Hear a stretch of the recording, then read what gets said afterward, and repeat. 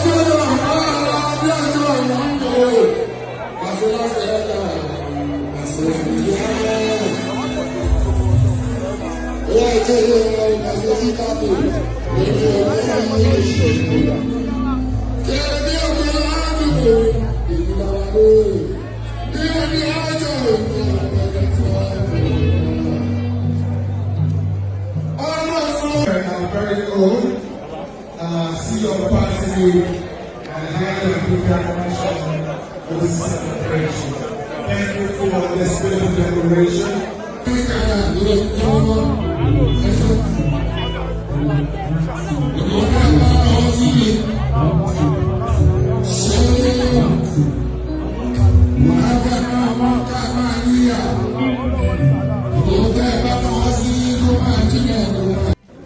Oda kata ni lo ka to danita.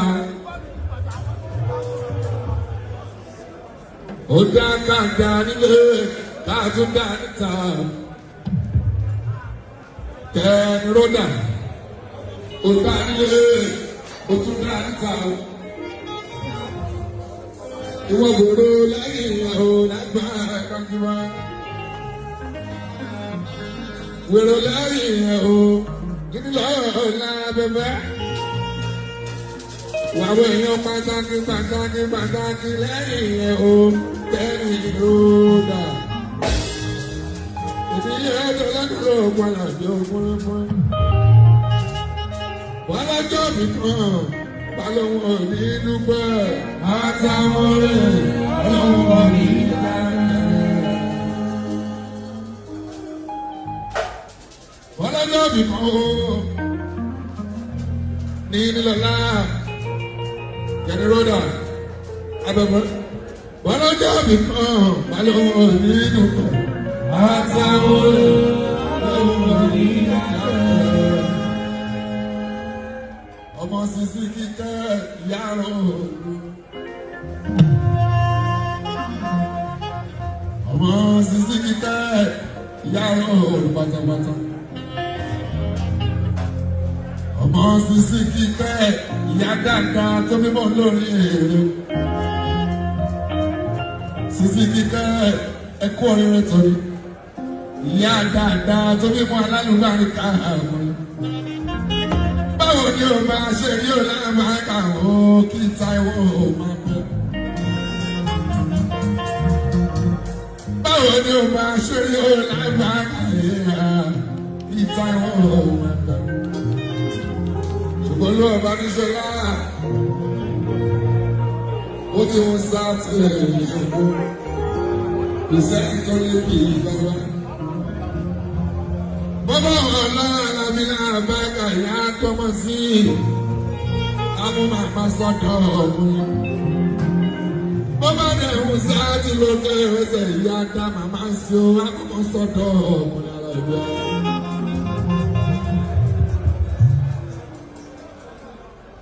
A ò sọ pé òun wà o, kò mú abẹ́rẹ́ ni wọ́n. Ṣùgbọ́n olú ọba ní Ṣọlá. Ìbára sí àbáka gbogbo bíi tí Táíwò bá ń bẹ̀rẹ̀. A máa dùnnú lọ́wọ́lọ́wọ́. Láfẹ́fẹ́ rẹ̀ tọ́lọ́wọ́ bá tẹ̀ sí a máa dùnnú lọ́wọ́lọ́wọ́. Torí wọ́n ṣe àjọ fún kejì ẹ̀kẹ́kẹ́ o. lẹ́rù náà abẹ́fọ́. Abẹ́fọ́ rírọ̀ ọ̀dà wà dápá o. Wà pẹ́ bí wọ́n gbẹ́jọ́ pẹ́. Ó ní fẹ́lẹ̀ ìṣàṣọmọ́ làbá ẹ̀ka lágbára lọ.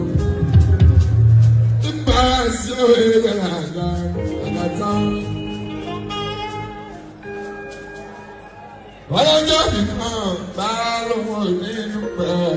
Àtàwọn ọlọ́wọ́ orí gàdé.